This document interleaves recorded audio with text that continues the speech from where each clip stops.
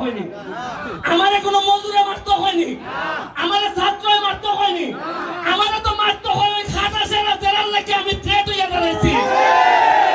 আমারে মারতে চাই এরা যারা মনে করে ভাত রাখান বলে সরকার কারণ দেখতো না। এর জন্য আপনারা বিভিন্ন ভাবে বিভিন্ন জায়গায় আমার জীবনের নিরাপত্তার জন্য আমার এলাকার মানুষ এবং এলাকার বাইরেও যারা মানববন্ধন করেছেন, প্রতিবাদ করেছেন, আমি এবং আমার পরিবারের পক্ষ থেকে আপনাদের প্রতি আমি কৃতজ্ঞতা জানাই।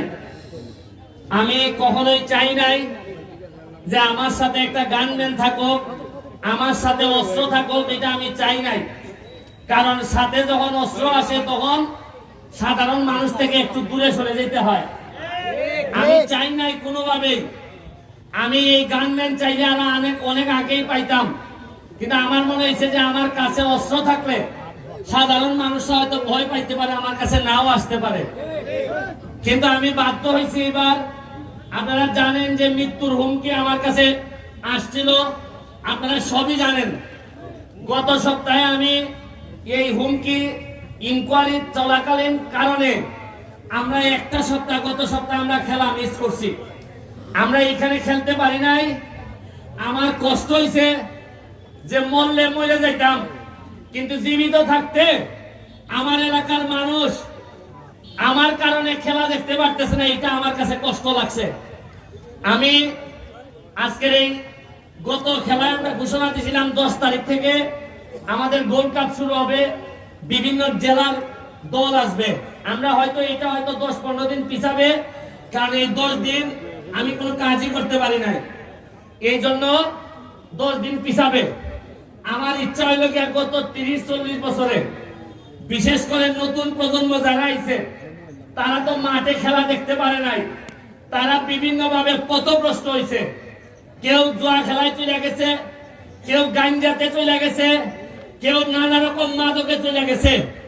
এদেরকে ফিরে আনতে এবং নতুন প্রজন্মের সামনের দিকে এগিয়ে নিতে আমাদের ফুটবল এবং অন্যান্য খেলার কোনো বিকল্প নাই। আপনারা হয়তো ভাবেন যে ব্যারিস্টার এমপি হইয়া আরো ভালো ভালো শার্ট প্যান্ট করে ঘুরে বেড়াইতো, তাইলে বেশি বড় নেতা মনে হইল রে। আমি ঘুরিয়া কিতা করতাম, আমি ধরেন এমপি না, এমনই বড় নেতা হইলাম 6 মাসের ভিতরে আমি মন্ত্রী গেলাম গিয়া, তাতে লাভ কিতা? আমার এলাকার মানুষ যদি গাঞ্জা করতে থাকে, আরে গাঞ্জা কুড়ার এলাকার মন্ত্রী সে বাবা একটা এলাকার মন্ত্রী এমপি না হইল, এটা বড় ইজ্জত। 7 লাখ মানুষের নিঃশ্বাস পড়া সকালবেলা ঘুম থেকে উঠতে আমার উপরে। 7 লাখ মানুষের কোনো কষ্ট হইল, মানুষে মনে করে এমপি মনে পারলো না। যেখানে খাদা বৃষ্টি হইলে মানুষে মনে করে কটা ইট মনে এমপি দিতে পারলো না। যেখানে ব্রিজ নাই মানুষে মনে করে একটা ব্রিজ মনে এমপি দিতে পারলো না। বিজ্ঞানকে থানা যায় বিচার হইলেও মনে করে এমপি হইলে মানে আরো বেশি হইল না, আর না হইলেও কয় এমপি হইলে মনে হইল না। মারামারি, হাসপাতাল, অ্যাক্সিডেন্ট হয়েছে, ছাত্রী তাকে তলে পড়ছে, ফাও ভাঙছে, এখন আইসা আমার দ্বারা যে কিছু পয়সা করে আপনি দিতেই না। এরাও মনে করে যে অ্যাক্সিডেন্ট যেখানে হোক সেখানে কিছু এমপি হিসাবে দিতেই। আমি জানি আমার বাসার যারা আসল তারা বুঝবা যে আমার দ্বারা কত ধরনের কত রঙের মানুষ হয়, কিন্তু আমি মুখ ফুটতে হইতাম পারি না। আমি আল্লাহর ভাই চাইয়া ব্যারিস্টার হিসেবে যা ইনকাম করছি, আপনাদের ছোট একটা উদাহরণ দেই। আমার একদম মৃত্যুর হুমকির কারণে গত সপ্তাহে আমি আইছি না, 1 সপ্তাহ আমি ঢাকা থাকছি গরু। আমার পুলিশে কইছে আপনার বাড়ি বারো দরকার নাই, জাস্ট খালি আমি ঘর থেকে বার হইছি না, সোনারঘাট আইছি না, আমার অ্যাকাউন্টে আমার রুজি জমছে 5 লাখ। কত? এই 5 লাখ আমার গত সপ্তাহে খরচ করার কথা। ব্যারিস্টারিতে ইনকাম করছি যে টাকা নাই, এই টাকা নাই পুরা রয়ে গেছে। আজকে আমি যে আজকে আইছি প্রায় 6 থেকে 7 লাখ টাকা লিয়েছি খরচ করবার লাগে, কারণ গত সপ্তাহটা রয়েছে। যদি আমি আইতাম তো 5 লাখ খরচা হয়ে গেলাম রে। এই লিগে নমুনা আপনারা কইতাছি। খালি একটা কথা হইয়া শেষ করি, কত বছরের পর বছর এমপি মন্ত্রী হইল সোনারঘাট, আমি খেলে তাও নৌকা না, আমি স্বতন্ত্র এমপি, মনে হলেন দুর্বল। আমি খেলে মাত্র 5.5 মাস হইল না আমি এমপি গিরি শুরু করছি। আমার মানুষ ঘুষ দেওয়ার চিন্তা করে না, মাইনা নিবার চিন্তা খেলে করে, বুঝেন না আপনারা? আমি যদি বাড়াবাড়ি করতাম, আমি যদি মনে হইতো যে বাড়াবাড়ি করতেছে, ইতার পাতা দেয় কিছু পয়সা দিলে মনে হয় চাইলে দিব, যে তো আমার পয়সা দিল না। আমারে পয়সা দিতে চায় না, মাইজা দিতে চায় মনে করুন। তো এর মানে হইল গিয়া কুস্তা না কুস্তা আমি করছি যে তাই এরা সব স্বার্থের মধ্যে রাখছে।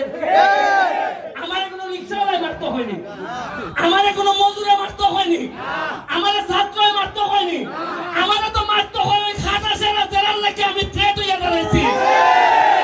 আমার মারতে চাই এরা যারা মনে করে ভাত রাখান বলে সোয়ার বেটার কারণ দিত না। আমি আপনারা আমার লাগে দোয়া করেন, বাচ্চা যদি তাকে আমি আছি মজা গেলে জানাজা পরে আর নিজের ফোলাটারে আমার মতো যৎখান আদর্শ আছে যৎখান দিয়ে বানাই দিও, কারণ মরণ তো একদিন লাগবো।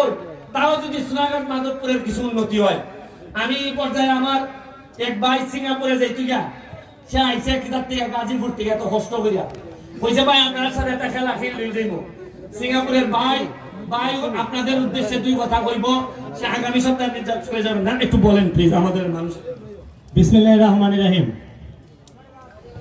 অসংখ্য ধন্যবাদ এই হবিগঞ্জ চুনারুঘাটের, আপনারা সকলে জানেন এই এলাকার একজন জনপ্রিয় মানুষ, সকলের অত্যন্ত প্রিয় ব্যারিস্টার সৈয়দ সাইদুল হক সুমন, স্বতন্ত্র এমপি। আমি এই এলাকার মানুষের কাছে একটা অনুরোধ করব, একটা বট বৃক্ষ, একটা গাছ, আপনারা সবাই এটার পরিচর্যা করবেন।